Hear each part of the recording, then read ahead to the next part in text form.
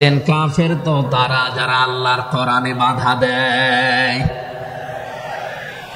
সুতরাং এই দেশে যারা কোরআনে বাধা দেবে সে ডাইরেক্ট হোক ইনডাইরেক্ট হোক, সূরা হামিম সেজদার 26 নম্বর আয়াতের দলিল অনুযায়ী লোকটা কাফের। কাফেরের জানাজা পড়া কিন্তু হারাম। আমার মনে হয় এখন দেশের অবস্থা যা, আমরা যদি এই সিদ্ধান্তে উপনীত হতে পারি যে কাফেরের জানাজা বন্ধ হয়ে যাবে, আগামীতে কোরআনে কারীম বাধা দেওয়ার মতো সাহস অনেকেই করবে না। কোরআনে কারীমের শ্রোতা 1 নম্বরে পেলাম যারা কাফের। 15.5 বছর থেকে শুরু করে 54 বছর আমরা যা দেখলাম, অনেকেই কিন্তু ডাইরেক্ট ইনডাইরেক্ট বাধা দিয়েছেন। এখনো যদি ওইরকম মানুষ থাকেন এই দেশে, আপনি তাওবা করবেন, আপনি সংশোধিত হয়ে যাবেন। আর যেহেতু এখন সংস্কার চলছে, আপনি নিজেকেও সংস্কার করে নেবেন। কোরআনের শ্রোতা হিসাবে আমরা 2 নম্বরে পেয়েছি তাদের নাম। আল্লাহ রাব্বুল আলামিন বলেন, ওয়াইদা কিলা লাহুম তাআলাউ ইলা মা আনজালাল্লাহু ওয়া ইলার রাসূলি রাআইতাল মুনাফিকিনা ইয়াসুদ্দুনা আনকা সুদুদা।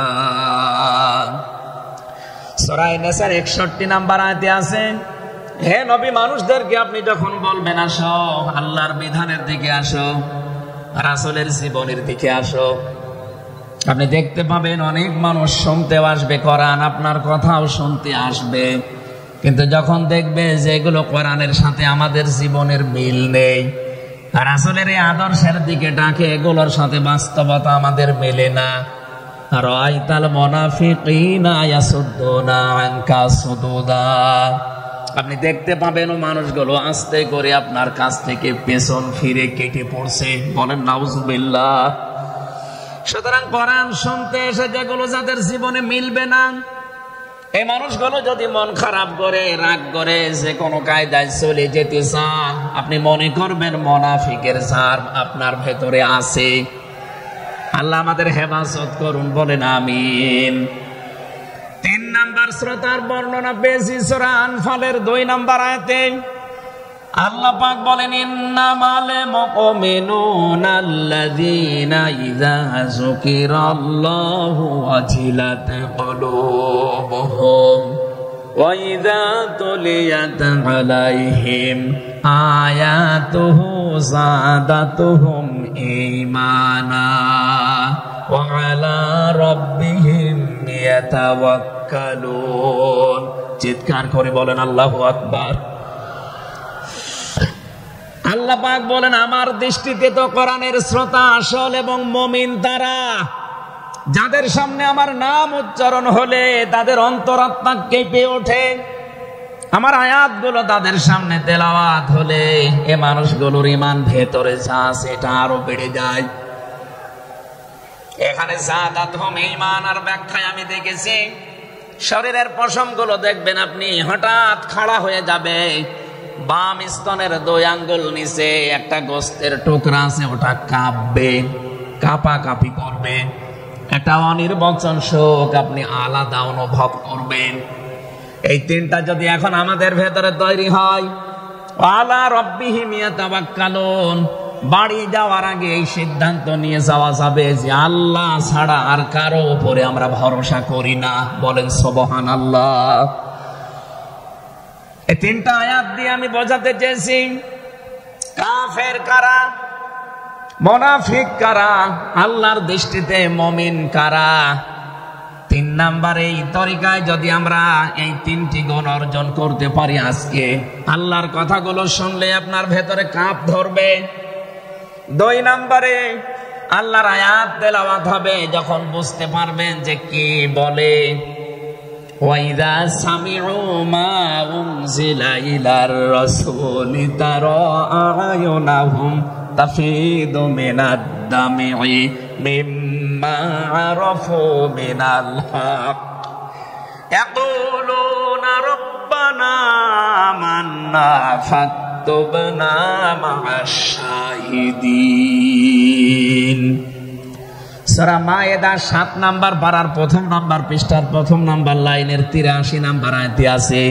তাফসিরে ফি জিলালিল কোরআন থেকে শোনাচ্ছি, রব্বুল আলামিন বলেন, নবী আপনি যখন ওদের সামনে পড়বেন, আমার এই আয়াতগুলো যখন ওরা মন দিয়ে শুনবে, অনুধাবন করতে পারবে, উপলব্ধি করার যোগ্যতা যাদের আছে, আপনি দেখবেন ওদের চোখ দিয়ে মনের অজান্তে পানি পড়ছে। এজন্য অ্যাক্টিভ হন আরো, কারণ কোরআন শোনার 2টা নিয়ম আল্লাহ দিয়েছেন। ফাসতামিউ লাহু ওয়া আনসিতু, শুধু শোনা না, তাহলে সামিয়া দিতেন। আল্লাহ ফাসতামিউ দিয়েছেন, এজন্য মনোযোগ সহকারে শুনতে হবে। আজকের তেলাওয়াতকৃত আয়াত থেকে আমরা তাফসীর আকারে কথা বলবো ইনশাআল্লাহ। 2 নম্বরে চুপ থাকা লাগবে। আমি এখনো অনেককে দেখতে পাচ্ছি এদিকে ওদিকে তাকাচ্ছেন, গল্প করছেন। আশা করছি কোরআনে বর্ণিত আল্লাহর এই 2টা নির্দেশ আপনি মেনে নেবেন। 1 নম্বরে চুপ থাকবেন, 2 নম্বরে মনোযোগ সহকারে শুনবেন। লাআল্লাকুম তুরহামুন, আশা করা যায় আল্লাহর রহমত এখানে নাযিল হবে। আল্লাহ আমাদেরকে আয়াতটা মেনে চলার তৌফিক দেন, বলেন আমিন। এজন্য কোরআনের আলোচনা শুনলে সবার চোখে পানি আসবে না। যারা এটা উপলব্ধি করতে পারবে, অনুধাবন করতে পারবে, আপনি দেখবেন তাদের মনের অজান্তেই কখন যেন চোখ দিয়ে পানি গড়িয়ে পড়ছে, তারা নিজেরাও টের পাবে না। আল্লাহ যেন এই 3 নাম্বার এই প্রকার শ্রোতা হিসাবে আমাদের কবুল করেন, বলেন আমিন। দরুদ আর সালাম পাঠ করছি আমাদের নবী মুহাম্মদুর রাসূলুল্লাহ সাল্লাল্লাহু আলাইহি ওয়াসাল্লামের প্রতি, যার প্রতি কোরআনে কারীম আল্লাহ নাযিল করেছেন। সেই কোরআনকে যদি আপনি জিজ্ঞাসা করেন, হে কোরআন, যার উপরে নাযিল হলে তার সম্পর্কে তোমার ভেতরে কোনো কিছু আছে, কোনো পরিচয়? আল্লাহ রাব্বুল আলামিনের কোরআন আমাদেরকে শোনাচ্ছেন, وَإِذْ قَالَ رَبُّ وَإِذْ قَالَ عِيسَى ابْنُ مَرْيَمَ إِنِّي رَسُولُ اللَّهِ إِلَيْكُمْ مُصَدِّقًا لِمَا بَيْنَ يَدَيَّ مِنَ التَّوْرَاةِ। আয়াতের শেষের দিকে আল্লাহ ইসমহু আহমাদ এই শব্দ দিয়ে জানিয়েছেন, হযরত ঈসা আলাইহিস সালাম তিনি জানিয়ে গিয়েছেন এই পৃথিবীতে আমার পরে একজন নবী আসবে যার নাম হবে আহমদ। আমাদের নবীর পরিচয়টা আল্লাহ কোরআনে কারীম যিনি নাযিল করলেন তার উপরে, তার ভেতরে তার নামটা আল্লাহ সংরক্ষণ করে দিয়েছেন। প্রশ্ন আসতে পারে, এক একজনের তো বহু নাম আমরা দেখি। হে কোরআন, তোমার ভেতরে কি মুহাম্মদুর রাসূলুল্লাহ সাল্লাল্লাহু আলাইহি ওয়াসাল্লাম এই নাম তোমার ভেতরে আল্লাহ কি তার সম্পর্কে দিয়েছেন নাকি?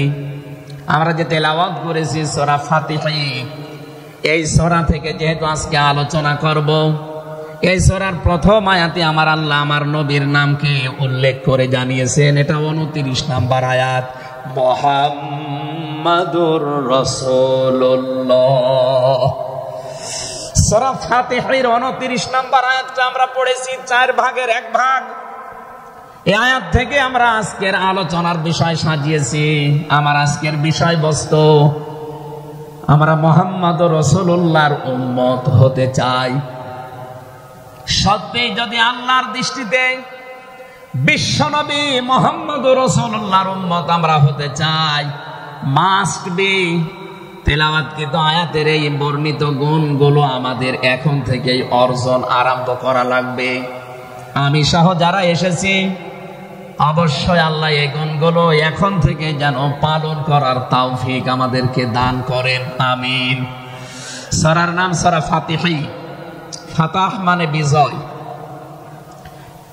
এই সূরার প্রথম আয়াতের ভেতরে এই শব্দটা আছে, এখান থেকে নামকরণ করা হয়েছে। আল্লাহ রাব্বুল আলামিন বলেন, ইন্না ফাতাহনা লাকা ফাতহাম মুবিনা।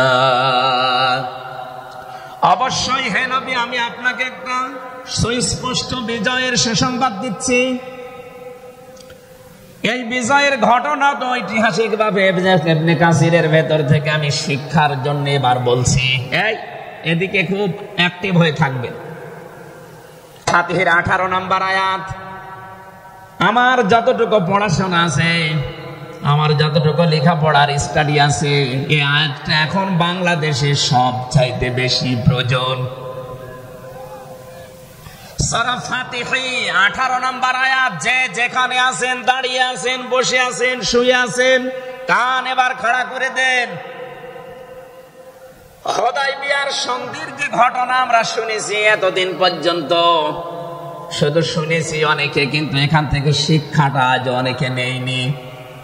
বাংলাদেশের এখন যে অবস্থা, এই শিক্ষা নেওয়ার সময় এখনই। নবীজি 1400 মানুষ নিয়ে এসেছিলেন সাহাবায়ে কেরাম নিয়ে হজ করার জন্যে। হুদায়বিয়া নামক যে জায়গাটা এখন কূপ আছে, এখানে এই জায়গায় নবীজি আশ্রয় নিলে আস্তানা গাড়লেন, তাবু গাড়লেন। কাফেরদের পক্ষ থেকে এখানে প্রতিবন্ধকতা সৃষ্টি করা হয়েছে যে না, আপনাদেরকে আমরা আর যেতে দেব না। বিশ্বনবী তাদেরকে প্রস্তাব দিলেন যে আমরা কিচ্ছু নিয়ে আসিনি সাথে করে, শুধু হজ করে চলে যাব। কাফেরদের পক্ষ থেকে আওয়াজ এলো না, আপনাকে আমরা যেতে দেব না, তবে আমাদের একটা প্রস্তাব আছে। আপনি যদি আগামী বছরে আসেন, হজ করে যেতে পারবেন, কিন্তু এবছরে আপনাদেরকে আমরা আল্লাহর ঘর কাবায় যেতে দেব না। কি নিষ্ঠুর আচরণ! তাকান, আল্লাহ পাকের নবী আল্লাহর ঘর তাওয়াফ করবে, বাধা দিচ্ছে যারা আল্লাহকে বিশ্বাস করে না তারা। এ বাংলাদেশে 50টা বছর কোরআনে কারীম প্রচার করেছে যারা, কোরআনের পাখি শহীদ আল্লামা দেলাওয়ার হোসাইন সাইদি রহমতুল্লাহ আলাইহি, তার নামে মামলা দেওয়া হয়, কেস দেওয়া হয়, তিনি নাকি ধর্মীয় অনুভূতিতে আঘাত দিয়েছে। আমার তো মনে হয় 1500 বছর আগে নবীজিকে যারা বাধা দিয়েছিল আল্লাহর ঘর কাবায় হজ করতে দেবে না, 1500 বছর পরে যেন তাদের প্রেতাত্মারাই ফিরে এসেছে। আল্লাহর নবী বললেন ঠিক আছে, ওসমানকে পাঠালাম। হযরত ওসমান ইবনে আফফান রাদিয়াল্লাহু তাআলা আনহু তিনি গেলেন। হযরত ওসমানকে তারা আটক করার পরে ঘোষণা দিয়ে দিল, কতিলা ওসমান ইবনে আফফান, ওসমানকে হত্যা করা হয়েছে। এই সংবাদ যখন নবীজির কাছে এসেছে, যশোরবাসী খুব খেয়াল করেন, এখানে হযরতে ওসমানকে তারা হত্যা করার ঘোষণা দিয়ে মিথ্যা একটা সংবাদ পাঠিয়ে দিয়েছে নবীজির কাছে। নবীজি সাহাবায়ে কেরামকে বললেন, যারা ইহরামের কাপড় পরে এসেছিলে সব এখন খুলে ফেলো। সাহাবায়ে কেরাম বলেন, হে রাসূল, ইহরামের কাপড় খুললে হজ? বলে হজ আগামী বছর। বাংলার মুসলমানেরা, আমি কেন বলছি আয়াতটা 2-1 মিনিট পরে আপনি টের পাবেন। দ্বিতীয় নম্বর, নবীজি বললেন আজকে রমজান মাস, এটা রমজান মাসের এখন আর আধা ঘন্টা 1 ঘন্টা সময় আছে মাত্র ইফতারি করার, এখনই ভেঙে ফেলো, ইফতারি করে ফেলো। দরকার আগামীতে রোজা, আবার রমজান সিয়াম আবার করে দেওয়া যাবে। যে 2টা সিদ্ধান্ত নিলেন, 2টাই ফরজ, একটা রোজা, একটা হজ। নবীজি কিন্তু জানতেন ইহরামের কাপড় খুলে ফেললে হজ ভেঙে যাবে, আর একটু পরে তো ইফতারি করলে রোজাটা হয়ে যায়। বিশ্বনবী বলেন না, এক্ষুনি রোজা ভেঙে ফেলো। আবার বলছে, কান খাড়া করেন, আমি কিন্তু 2 মিনিটের ভেতরে জায়গায় যাব। এত বড় 2টা বড় বড় ফরজ বিধান নবীজি লঙ্ঘন করছেন, কারণটা কি? কারণ একটাই, ওরা একজন নিরপরাধ মানুষকে আটক করে হত্যার ঘোষণা দিয়েছে। আপনি বাংলাদেশকে 15.5 বছরের সাথে ওই ঘটনাটা মিলান। একটা নিরপরাধ মানুষ, মাত্র একজন, তাকে আটক করে হত্যার ঘোষণা দেওয়ার কারণে যদি নবী মুহাম্মদ রাসূলুল্লাহ হজ ছেড়ে দিতে পারেন, রোজা ছেড়ে দিতে পারেন, তিনি ওই বাবলা গাছের নিচে হাত দিলেন, সাহাবায়ে কেরামকে বললেন, আমার এই হাতের উপরে সবাই হাত লাগাও, আমি আজকে তোমাদেরকে বায়াত গ্রহণ করাবো, শপথ নেব তোমাদের কাছে। 1399 জন নবীর সাথে আছে, আর হযরত ওসমানকে যেহেতু তারা আটক করেছে, এই 1399 জন সবাই নবীজির হাতের উপরে একটার পরে হাত দিতে আছে। বিশ্ব নবী ডাক দিয়ে বলেন, সাহাবীরা, জিবরাইল এই মাত্র সূরা ফাতিহা এই সূরার 18 নম্বর আয়াতটা আমাকে তেলাওয়াত করে শুনিয়ে গেল। জিবরাইল এসেছিল, তোমরা কেউ দেখতে পাওনি। জিবরাইল আয়াতটা শুনিয়েছে, লাকাদ রাদিয়াল্লাহু আনিল মুমিনিনা ইয ইউবাইউনাকা তাহতাশ শাজারাতি ফাআলিমা মা ফি কুলুবিহিম ফানজালাস সাকিনাতা আলাইহিম ওয়া আসাবাহুম ফাতহান করিবা। খুব খেয়াল করেন, সেই সময় পর্যন্ত আমি চলে এসেছি। নবীজি নিজের বাম হাতটা সাহাবায়ে কেরামদের উপরে রেখে বললেন, সাহাবীরা, আজকের এই বায়াতের উপরে, শপথের উপরে আল্লাহ পাক নিজেই জানিয়েছেন যে তিনি রাজি হয়ে গেছেন। আয়াতটা শুরু করার আগে আল্লাহ দুইটা তাকিদ দিয়েছেন, লাম এবং কদ। লাকাদ রাদিয়াল্লাহু আনিল মুমিনিন, আল্লাহ পাক বলেন আমি নিজে মুমিনদের উপরে অবশ্যই অবশ্যই রাজি হয়ে গেছি। রাজি হব না, হয়ে গেছি। তাহতা শাজারাতে, এই গাছের নিচে আপনার হাতের উপরে যারা হাত দিয়ে আজকে শপথ বাক্য পাঠ করছে যে ওসমান হত্যার বদলা না নিয়ে কেউ মদিনায় ফেরত যাবে না, আমি আল্লাহ তাদের মনের খবর যেহেতু জানি, ফাআলিমা মা ফি কুলুবিহিম, তারা যে শপথ নিচ্ছে এটা কিন্তু লোক দেখানোর জন্য না, এটা মন থেকেই। ফানজালাস সাকিনাতা আলাইহিম, তাদের উপরে আমি আল্লাহর প্রশান্তি নাযিল হয়ে গেছে অলরেডি। ওয়া আসাবাহুম ফাতহান করিবা, তাদেরকে আমি আসন্ন একটা বিজয়ের সুসংবাদ দিচ্ছি। সুতরাং এই বায়াতের রিদওয়ানের উপরে যেহেতু সবাই হাত দিয়েছে, ওসমানের হাতটা এখানে নেই। হে নবী, আপনার বাম হাতটা উপরে তুলে ধরেন, এইটাই আমি ওসমানের হাত হিসাবে মেনে নিলাম। তার মানে 1400 মানুষের উপরে আমি আল্লাহ অলরেডি রাজি হয়ে গেছি। আমার মুসলমান ভাইরা, এবার আমি খেয়াল করার জন্য আরেকবার বলছি, এইটা বলার জন্য আমি এতক্ষণ ঘুরছিলাম।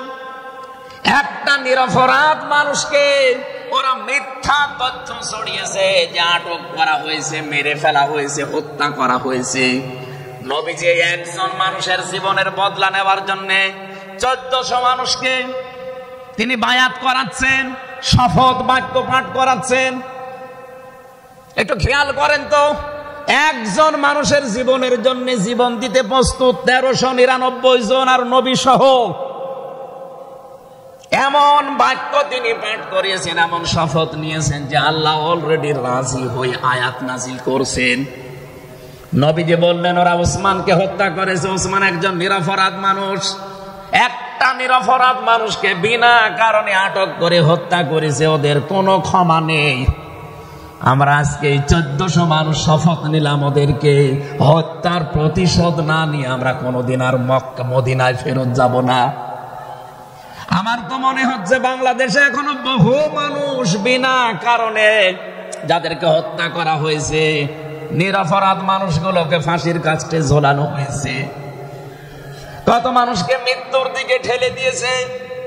এখনো জিন্দা শহীদ জনাব এটিএম আজহারুল ইসলাম এখনো জেলখানায় পচতেছে। বানানো বিচার ব্যবস্থা, বানানো বিচারপতি, নিজেদের উকিল, নিজেদের পিপি, নিজেদের সাক্ষী, নিজেদের রায় সব দিয়ে একটা মানুষকে 17 বছর আপনি আটক করে রেখেছেন।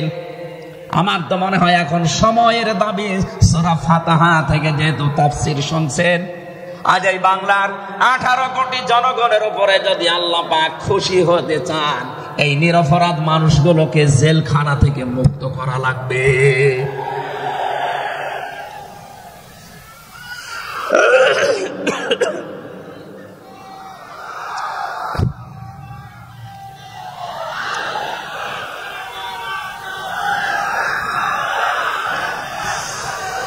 যশোর পাশে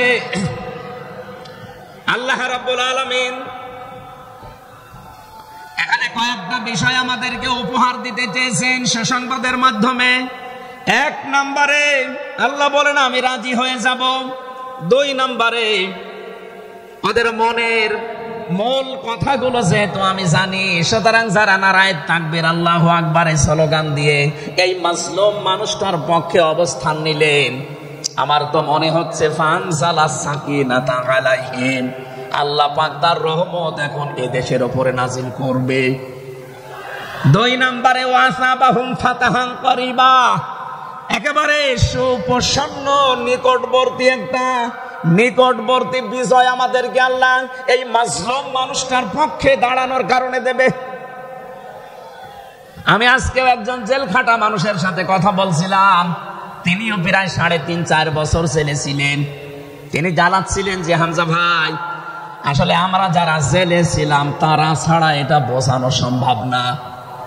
বহু মানুষ বিনা অপরাধে, বিশেষ করে 15.5 বছরে তো হবে, বিনা কারণে বিনা অপরাধে কিচ্ছু জানে না, বছরের পর বছর জেলে পৌঁছতেছে। ওরা যদি একজন নিরপরাধ মানুষকে মিথ্যা কথা ছড়িয়ে দেওয়ার কারণে নবী যেরকম সিদ্ধান্ত নিতে পারে, আজ বাংলার 18 কোটি মানুষ দল বেদল সব ভুলে গিয়ে নিরপরাধ যত মানুষ জেলে ভর্তি আছে, খুন হয়েছিল যারা, এদের পক্ষে দাঁড়াতে যদি সত্যি আপনি মন থেকে এগিয়ে আসতে পারেন, আল্লাহর কসম আমাদের সামনে আল্লাহ বিজয় দেখাবেন। বিজয় আমরা দেখতে পাচ্ছি সূরা কসস 20 নম্বর পারার 4 নম্বর পৃষ্ঠার 15 নম্বর লাইনের 5 নম্বর আয়াত। বাড়িতে যে আয়াতটার তাফসীর দেখবেন, আল্লাহ রাব্বুল আলামিন বলেন নুরিদু আন্নামুন্না আলাল্লাযীনা ইসতুদঈফু ফিল আরদ ওয়া নাজআলাহুম আইম্মাতাও ওয়া নাজআলাহুমুল ওয়ারিসিন। আমি আল্লাহ একটা ইচ্ছা করলাম, হাজার হাজার বছর আগে হে নবী, এই পৃথিবীর ময়দানে ফেরাউন নামে একটা লোক ছিল। রাষ্ট্রীয় ক্ষমতায় থাকার কারণে ওই দেশে বিভিন্ন দলে বিদলে বিভক্ত করে মানুষকে রেখেছিল, আর একটা দলকে সে টার্গেট নিয়ে কোণঠাসা করে, ছোট করে, হীন করে রেখেছিল। সেই দলটা ছিল মুসা নবীর দল। আমি আল্লাহ একটা ইচ্ছা করলাম, জমিনের উপরে যাদেরকে দুর্বল করে রেখেছে ফেরাউন, এই দুর্বল দলের উপরে আমি আল্লাহ মনন করব। মনন মানে অনুগ্রহ করা, দয়া করা। আমি আল্লাহ দয়া করব তাদের উপরে, মনন করব। এই কারণ আমি তাদেরকে জমিনের শাসন ক্ষমতায় বসাতে চাই, জমিনের উত্তরাধিকারী তাদেরকে বানিয়ে দিতে চাই। অনুমাক্কিনা লাহুম ফিল আরদ, জমিনের উপরে তাদেরকে আমি ক্ষমতায় বসাবো, এটা আমি আল্লাহর ইচ্ছা। বলেন তো আল্লাহ যদি কোনো ইচ্ছা করে ওটা রদ করার কেউ আছে? আরো জোরে বলেন আছে। সুতরাং এই আয়াত দিয়ে আমি যেহেতু 100 ভাগে আয়াতটা বিশ্বাস করি, হাজার হাজার বছর আগে ফেরাউনের এই জীবনের সাথে, কাহিনীর সাথে, তাফসীরের সাথে আমি বাংলাদেশি আয়াতটা মিলিয়েছি। দেখতে পেয়েছি 2024 সালের 5 আগস্টের পরে একটা দলের সাথে আয়াতটা মিলে যাচ্ছে।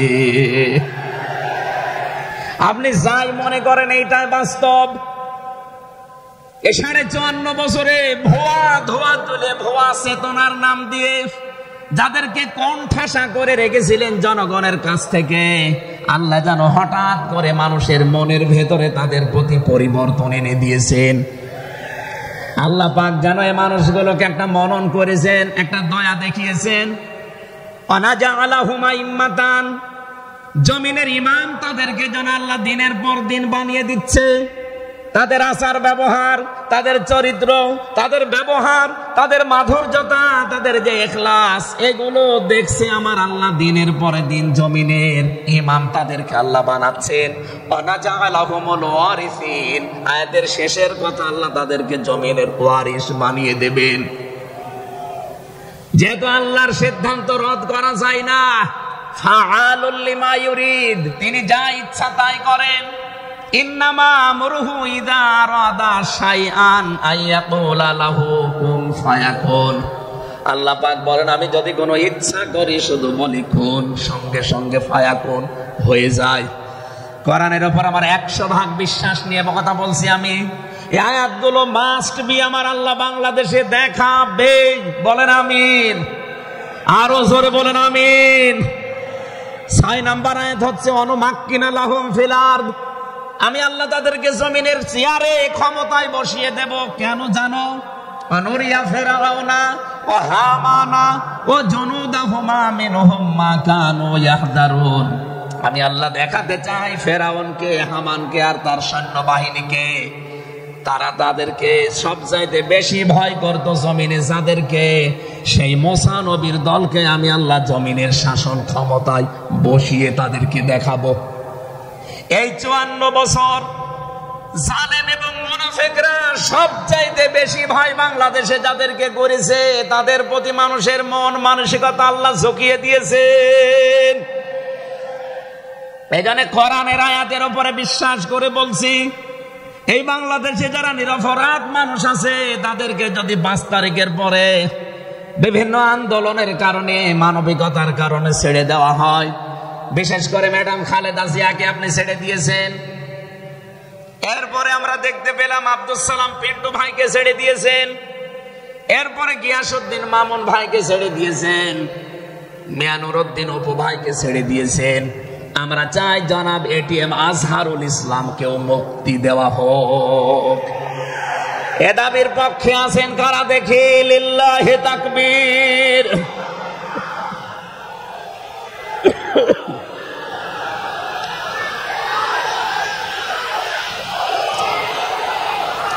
আলহামদুলিল্লাহ। ভাই আমি আয়াতটা পড়লাম এই জন্যে, 1500 বছর আগে একটা নিরপরাধ মানুষের পক্ষে দাঁড়ানোর কারণে যদি আল্লাহ এতগুলো সুসংবাদ দিতে পারে, সাকিনা নাজিল করা, সুপ্রসন্ন একেবারে নিকটবর্তী বিজয় দেওয়া, আমরা যদি আজ নিরপরাধ মানুষগুলো যারা আজ জুলুমের শিকার হয়ে 15.5 বছর 17 বছর মানবেতর জীবন যাপন করছে, আমি তো 3 বছর তার ভুক্তভোগী। 3টা বছর আমাদেরকে ফাঁসির কন্ডেম সেলের ভেতরে 24 ঘন্টা লকআপ দিয়ে রাখতেন। কি করেছিলাম আমরা? আজকে এই যে মাহফিলের 6 জন আলেমের ভেতরে আমরা 3 জনই এক জায়গায় ছিলাম জেলখানায়, আর বাকি 3 জনের ভেতরে একজন তো বাইরের দেশে, আর 2 জন আব্দুল হাই সাইফুল্লাহ, শাইখ আহমদুল্লাহ, এই 2 জন মুসলিম। তাদেরকেও কোরআনের কথায় দেশে 15.5 বছর আপনারা বলতে দেননি। এজন্য আমি আয়াত থেকে যেটা শিক্ষা দিতে চাই, কাটছাট কথা বলছি।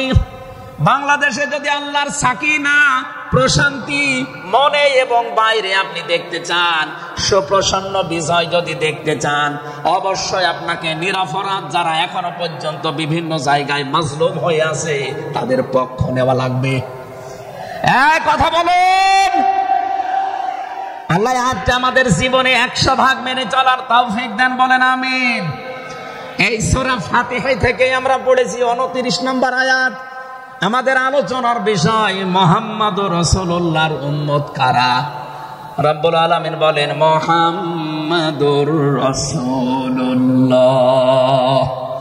মুহাম্মদ সাল্লাল্লাহু আলাইহি সাল্লাম আল্লাহর রাসূল।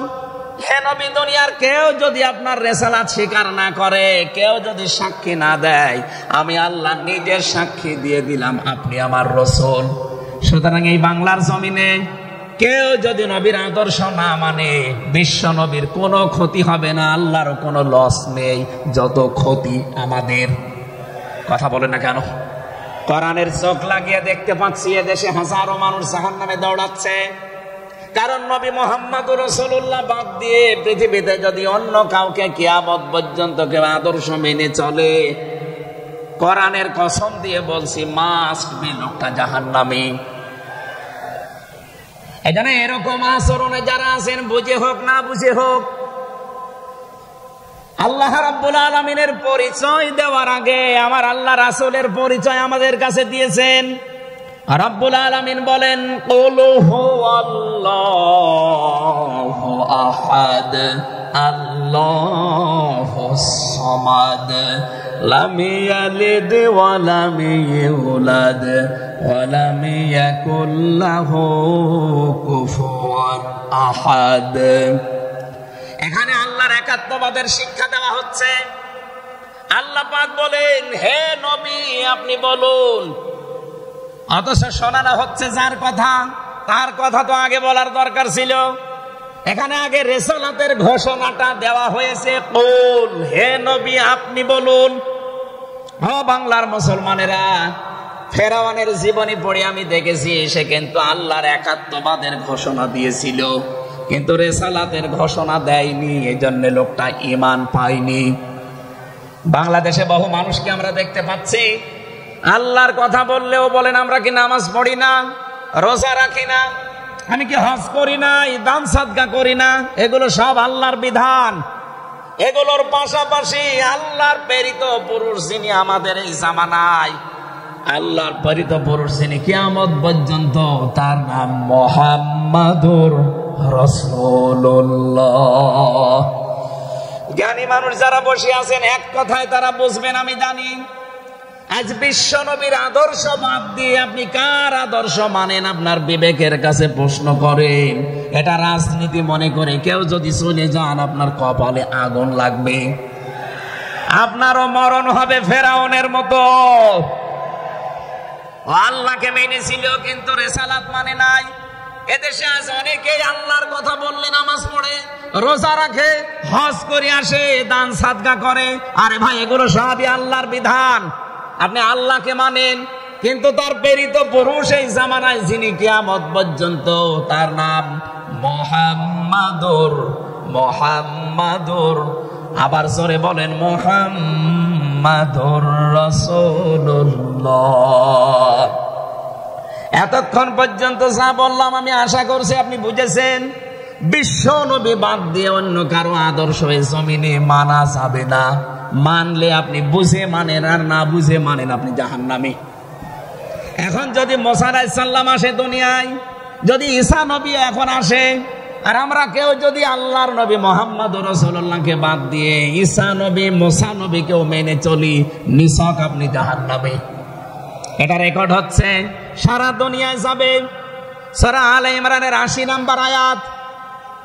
অন্য ধর্মে যারা আছেন, ইহুদি, খ্রিস্টান, আহলে কিতাব যারা দাবি করেন, এমনকি এই মুশরিকদের ভেতরে যারা, বৌদ্ধদের ভেতরে যারা অমুসলিম, তাদেরকে বলছি আপনারা ভুল পথে আছেন। আপনারা তাদেরকে নবী নাম বলে চলেন, যিশু বলেন, ঈসা আলাইহিস সালামকে, মুসা আলাইহিস সালামকে আপনারা যোসেফ বলে ডাকেন। আপনাদের ওই সমস্ত নবীগুলো তাওরাতে, ইনজিলে অলরেডি ঘোষণা দিয়েই গেছে যে আমাদের পরে একজন শেষ নবী আসবে, তার নাম মুহাম্মাদুর রাসূলুল্লাহ বা আহমদ। তাকে যদি তোমরা জীবদ্দশায় পেয়ে যাও, পৃথিবীর সব কিছু ছেড়ে দিয়ে তার আদর্শটা গ্রহণ করবা, নয়তো পথভ্রান্ত হয়ে, পথভ্রষ্ট হয়ে জাহান্নামে যাওয়া লাগবে। যাকে মেনে চলার দাবি করেন সেই যিশু, সেই যোসেফ, হযরত ঈসা নবী, হযরত মুসা নবী, তারাই যেহেতু ঘোষণা তাওরাতে, ইনজিলে দিয়ে দিয়েছে, হয়তো আপনাদের পুরোহিত যারা, ধর্মগুরু যারা, ঠাকুর যারা আপনাদেরকে শোনায় না। এই সত্য বিধান আপনি ইনজিলে পড়েন। আমার শেষের শব্দ ছিল ফিত তাওরাতি ওয়াল ইনজিল। এই দুইটা কিতাব আপনারা বই আপনারা পড়ে দেখবেন, এখানে আমাদের নবী, শেষ নবীর বর্ণনা আছে ৯০৩ জায়গায়। বলেন আল্লাহু আকবার।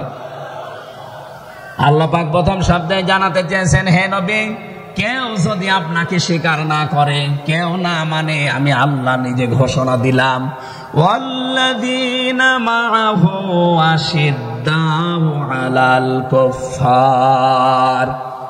আপনার সঙ্গী সাথী যারা হবে, আপনার সাথে যারা থাকবে, আপনার উম্মত বলে যারা কিয়ামত পর্যন্ত দাবি করবে, তাদের ভেতরে এই গুণগুলো মাস্ট বি পাওয়া যাবে।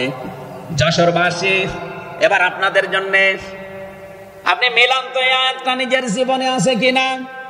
ওয়াল্লাযীনা, আর যারা, মাআহু, আপনার সঙ্গে থাকবে, আশিদ্দাউ আলাল কুফফার, তারা কাফেরদের প্রতি বজ্রকণ্ঠ হবে। কালকে মাওলানা মামুনুল হক, আমি ছিলাম কালকে চট্টগ্রামের ফেনীতে, লাইভ দেখেছি।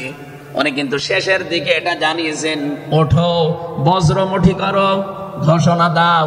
এ কথা বলেনি? এই কথা বলেন না কেন? ওনার এইটাই সামারাইজ, আশিদ্দা ওয়ালাল কুফার, কাফেরদের প্রতি কঠোর হওয়া লাগবে, সেই সময় এখন অলরেডি চলছে। প্রতিবেশী নামে আমাদের যারা আছে, যেহেতু প্রতিবেশী পাল্টানো যায় না, এজন্য আমরা বেশি কিছু বলছি না। আমরা আশা করব যে প্রতিবেশীর চরিত্র পাল্টাবে। নবীজি প্রতিবেশী সম্পর্কে এত বেশি কথা জানিয়েছেন, মাঝে মাঝে বলতেন, জিবরাইল প্রতিবেশী সম্পর্কে যত কথা তুমি বলো, মনে হয় যে আমার জমি জায়গার ভাগও দেওয়া লাগবে। যেহেতু এত দামি জিনিস প্রতিবেশী, এত গুরুত্বপূর্ণ, আপনাদেরকে তো আমরা পাল্টাতে পারবো না, আমাদের জমির সাথে আপনাদের জমি। এই জন্য বলছে আপনারা চরিত্র পাল্টাবেন। আপনি মাইক্রোসফট, ভয়েস অফ আমেরিকা, এগুলো সব খ্রিস্টানরা, ইহুদিরা চালায়। তারা আজ তামাম দুনিয়ার 257টা রাষ্ট্রে কিন্তু বিশ্বের সবচাইতে বেশি মিথ্যা কথা বলা হয় ভারতে। পৃথিবীর 257টা রাষ্ট্রের ভেতরে সবচাইতে বেশি সংখ্যালঘুরা নিরাপত্তার সহিত বাস করে বাংলাদেশে। অথচ এই দুইটাই এতদিন, 54 বছর আমরা স্বাধীন হয়েছি, 54টা বছরে আমাদের পেছনে এই মিথ্যা দুইটা তথ্যই প্রতিবেশীরা ছড়িয়েছে। সারা দুনিয়ার মোড়লদেরকে বলতো যে বাংলাদেশে সংখ্যালঘু নির্যাতন হয়। এদেশের গোবিন্দ পরামানিক, কুমার কি সেন যেন, কয়েকজন মিলে তারা বিবৃতি অলরেডি মাঝে মাঝাই দিচ্ছে যে আগস্টের 5 তারিখের পর থেকে বাংলাদেশে আমরা সবচাইতে বেশি নিরাপত্তায় আছি সংখ্যালঘুরা। এখনো তো কোরআনে কারিম এই দেশে কায়েম হয়নি। আমি কোরআনের এই অনুষ্ঠান থেকে আপনাদেরকে গ্যারান্টি দিতে পারি, আল্লাহর কসম, কোরআনে কারিম যদি এদেশের রাষ্ট্রীয় ক্ষমতায় চলে আসে, বাংলাদেশের সবচাইতে বেশি নিরাপদে থাকবে সংখ্যালঘুরা। একজন মুসলমানের মাথায় যদি কেউ আঘাত করে, একটা গুনাহ হবে। একটা অমুসলিমের গায়ে যদি কেউ আঘাত করে, ডবল গুনাহ হবে। বাংলার মুসলমানেরা অনেকে মনে করেন যে এটা মনে হয় নতুন হাদিস। না, আপনি একজন মুসলমানকে আপনি মারলেন, আপনার নিজের ভাই, সে আল মুসলিম আখুল মুসলিম, কিন্তু অমুসলিম আপনার ভাই। এ কথা কোরআনেও নেই, হাদিসেও নেই। কে কথা বলেন না কেন? 3টা বিষয় যদি কারো ভেতরে পান, সে যেই হোক। 1 নম্বরে কেউ যদি আমার কেবলাকে কেবলা মনে করে, ফাহুয়া আখি, সে আমার ভাই। 2 নম্বরে আমার জবাই করা জিনিস যদি সে খেতে চায়, ফাহুয়া আখি, সে আমার ভাই। 3 নম্বরে সে যদি আমার মতো নামাজ পড়ে, সে আমার ভাই। সুতরাং এই 3টা বিষয় সামনে রেখে আমরা এই দেশে যারা আছি, মতের হয়তো মিল নেই, দলের হয়তো নামের মিল নেই, কিন্তু এই 3টা বিষয় যারা মানবেন, আমার মতো নামাজ পড়বেন, আমার কাবাকে কাবা মনে করবেন, আমার জবাইকে তো ব্যস্ত আপনিও খাবেন, এটা যেই হোক, এই দেশে আমরা সবাই তাকে ভাই ভাই ভাই মনে করি। কথা বলেন ঠিক কিনা? এই 3টার বাইরে যারা আছেন, তারা তো আর আমার ভাই না। তাদের সম্পর্কে কি? তারা আমার এই দেশের আমানত। 1 নম্বরে এই সংখ্যালঘু যারা আছে, হিন্দু হোক, খ্রিস্টান হোক, বৌদ্ধ হোক, মুশরিক হোক, যাই হোক, যারা আছে তাদের উপর যদি আপনি অত্যাচার করেন, তাদের মন্দির ভাঙেন, তাদের দেবতাকে গালি দেন, তাদের মাথায় বাড়ি দেন, চাঁদাবাজি করেন, 1 নম্বরে জুলুমের গুনাহ হবে, 2 নম্বরে আমানতের খেয়ানতের গুনাহ হবে। এই জন্য আমরা সাবধান থাকি। আগস্টের 5 তারিখের পরে আমরা অনেকের চরিত্র একটু ওলট পালট দেখতে পাচ্ছি। আশা করছি আপনি থামবেন, নয়তো কিন্তু বদনাম হয়ে যাচ্ছে। আপনি গোয়েন্দা বিভাগের খোঁজ রাখেন, তারা কিন্তু সব নখদর্পণে রেখেছে, কে কি করছে এটা সব তারা দেখছে। এই জন্য আমরা এমন কোন আচরণ না করি আপনার নিজের ভুলের কারণে নিজের পায়ে আবার কোড়াল লেগে যায়। তারা সব দেখতে পাচ্ছে। এই 4.5 মাসে কারা মানবতার জন্য কাজ করে, কারা দেশের জন্য কাজ করে, কারা এই 780 জন মানুষ হাসপাতালের বেডে কাতরাচ্ছে। এদের কাছে কারা গেছে সব খোঁজ তাদের কাছে আছে। 2732 জন মানুষ হত্যা হয়েছে একজনের নির্দেশে। এতগুলো শহীদ পরিবারের পাশে কারা কারা দাঁড়াচ্ছে সব তাদের কিন্তু ডকুমেন্ট আছে। এই জন্য আপনি মনে করছেন আমি ডুবে ডুবে জল খাবো, ঘোলা পানিতে মাছ শিকার করব, কেউ কিছু টের পাবে না, কখনো না। সব তাদের আয়ত্তের ভেতরে আছে। এই জন্য এমন কাজ করা দরকার আমাদের, আগামীতে যেন শুধু ওই 14 দল বাদ দিয়ে আমরা যারা মজলুম আছে এই মানুষগুলো যেন রাষ্ট্রের দায়িত্ব পায়, আর কোরআন আর হাদিস দিয়ে বাংলাদেশের 56,000 বর্গ মাইল চলে। কারা কারা রাজি আছেন দেখি? লিল্লাহি তাকবীর।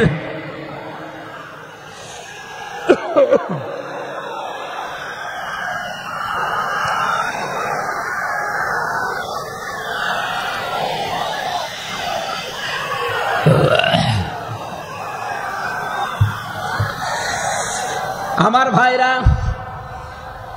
এবার আমি মূল কথায় যাচ্ছি। মুহাম্মদ রাসূলুল্লাহর উম্মত হতে হলে আমাদেরকে বজ্রমুষ্টি হওয়া লাগবে, ঐক্যবদ্ধ হওয়া লাগবে। যারা নবীর উম্মত, কাফের যারা, তাদের বিরুদ্ধে। আমি কাফেরের পরিচয় সে প্রথমে দিয়েছি। যে মানুষগুলো কোরআনে কারিমে বাধা দেয়, কোরআনের শিক্ষায়, কোরআনের প্রচারে, কোরআনের প্রসারে, কোরআন কায়েমে যারাই বাংলাদেশে বাধা দেবে তার নাম আব্দুল আলিম হতে পারে, কে কাফের।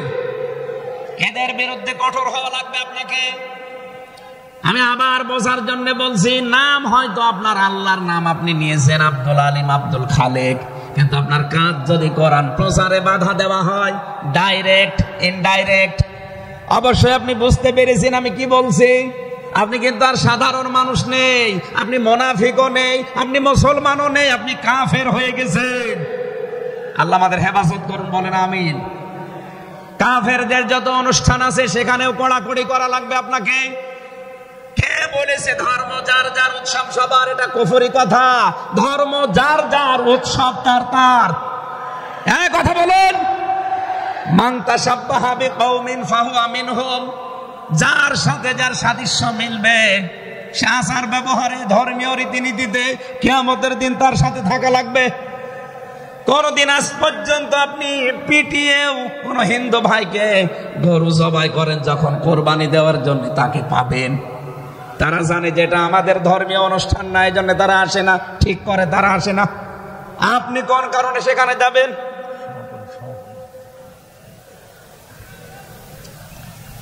রোহামা ও বাইনাহুম। দ্বিতীয় নম্বরে আমরা পেয়েছি নিজেদের ভেতরে মহব্বত, ভালোবাসা, সম্প্রীতি, মায়া, মমতা, এটা নিজেদের ভেতরে বাড়ানো লাগবে।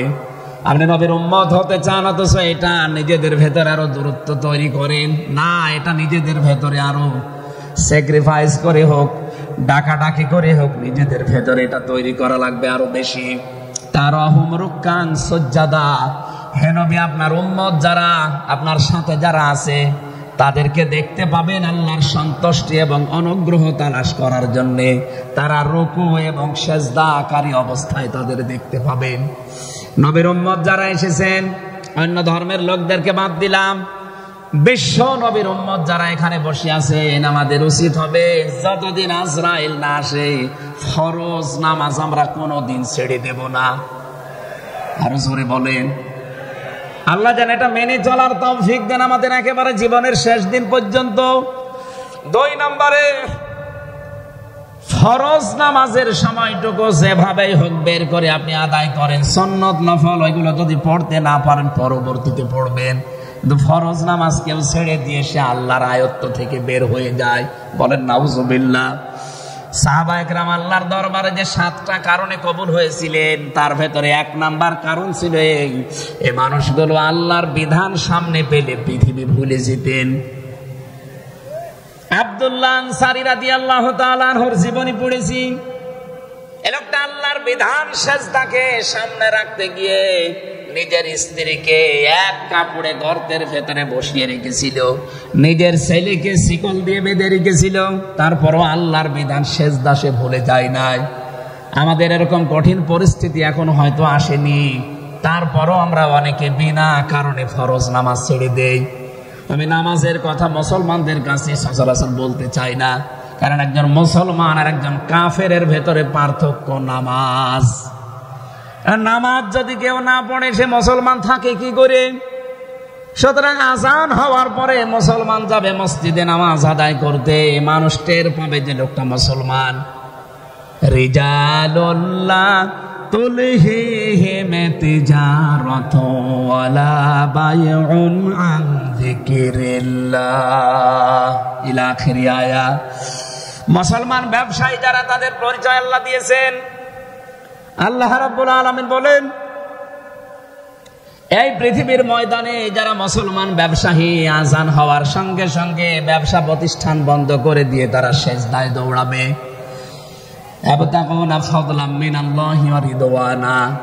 এখানে আল্লাহ দুইটা শব্দ ব্যবহার করেছেন। আল্লাহর ফজল যদি কেউ চায় তাহলে অবশ্যই তাকে মসজিদে যাওয়া লাগবে।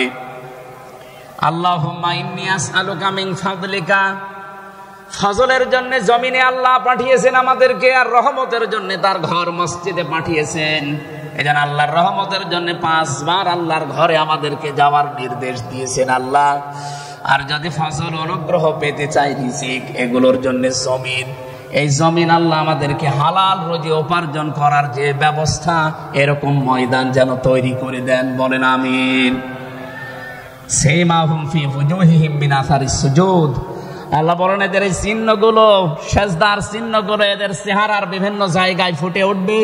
কিয়ামতের ময়দানে এই চিহ্ন দেখে দেখে নবী সুপারিশ করে করে জান্নাতে নিয়ে যাবে। হয় কপালে, নাই নাকে, নাই হাতে, যে সমস্ত জায়গায় সেজদা দেওয়ার জন্য আপনি জমিনে লাগিয়েছিলেন, এই জায়গাগুলো কিয়ামতে চমক দিতে থাকবে। আল্লাহ আমাদের প্রত্যেককে এই 5টি গুণ অর্জন করার মাধ্যমে বিশ্ব নবীর খাঁটি উম্মত হওয়ার তৌফিক দিন। আমিন, আল্লাহুম্মা আমিন।